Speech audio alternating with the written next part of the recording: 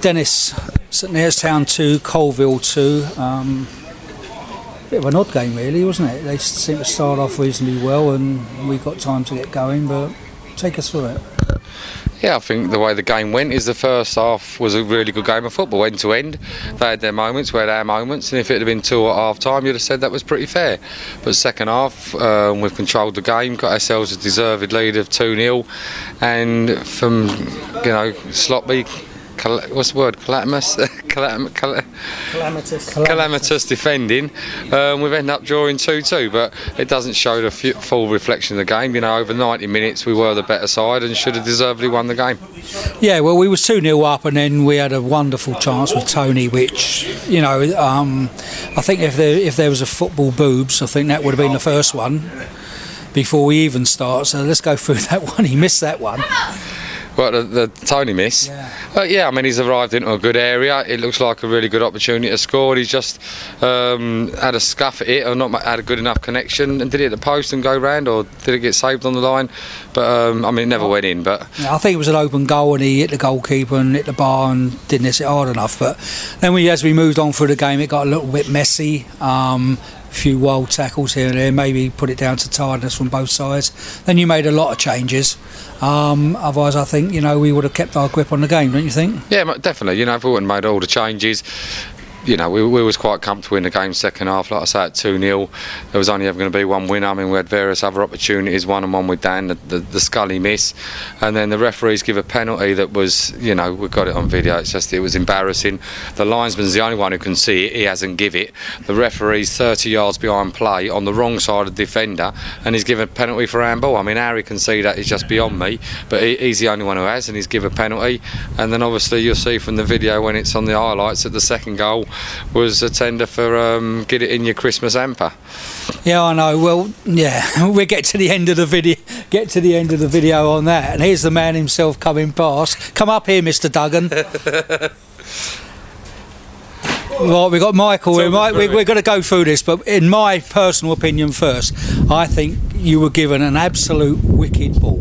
Yeah, it was a bit horrible, to be fair, but in my head it turned out a lot better, and in reflection I would have taken the indirect free kick now.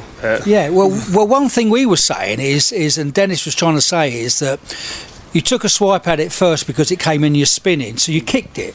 Yeah. If you'd caught it, would it still been... As far as I know, it's still been a back pass. Because like if someone passed it back to me and I controlled it and then picked it. Yeah, but what I'm saying is, if a centre half goes to swipe through the ball and clear it, and he hooks it and it goes back, that's now not a back pass because he's not trying to kick it. You haven't tried to kick it to yourself. You've tried to clear the ball. So in a sense, the referee would have a decision there because it's not in effect a back pass, is it? Well, one of those rules. Well, that's one of the rules, and we got that one out of the way. Well, and I apologise anyway. Don't worry, Doug, don't But the thing is, Mike, we've got it on video for everyone to see, so hopefully it'll be on Sunday for you.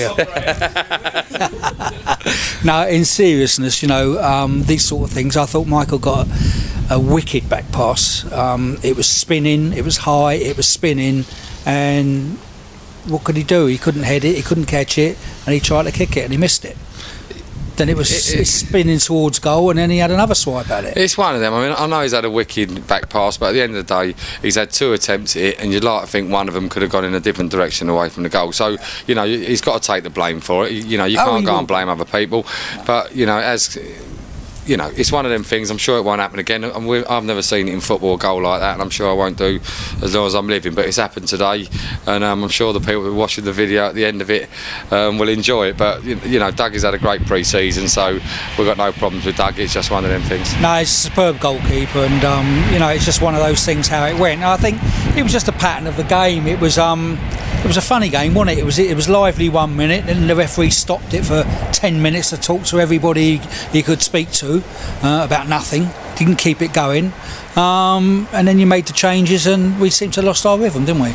Yeah, well, I mean, you know, the referee was very disappointing. I mean, I don't think I can get pulled in front of the FA, can I, from a friendly, but I think he's dished out 6 or 7 yellow cards there. I mean, I know it's a lively game, but I mean, some of the decisions he made were just beyond belief. I mean, we'll see this on the camera, they can be highlighted, but it was very, very poor, very poor. Oh well, let's move on now. We've got Beaconsfield next Saturday. Got a week off now. We're training Beaconsfield next Saturday here for a very important historic game for us.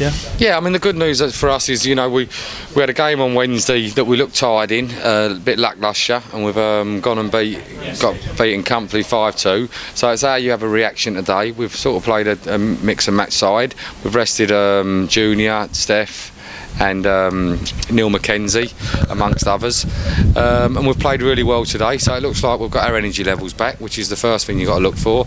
And now we'll have a nice week's rest because we've got no game, so we'll be ready at the start of the season. Yeah, and a message to the fans: get here nice and early next week for a historic day, first game ever in Step 4. It's a big day for us, isn't it? Yeah, I mean, you know, you've got to be. I mean, hopefully the fans are pleased with the way pre-season's gone. I think we've entertained them fantastically well. I mean, it's another 4 goals today, something like 60 odd goals in total in the games that we've played. So they don't come down here and watch a 1-0 game. You know, it's entertaining. There's plenty of goals, and so I'd say if you as a fan, it'd be a good team to watch. So get down and watch us on Saturday against Beaconsfield. Yeah, that's great. That's pre-season over, and the real business then starts next Saturday. Well done.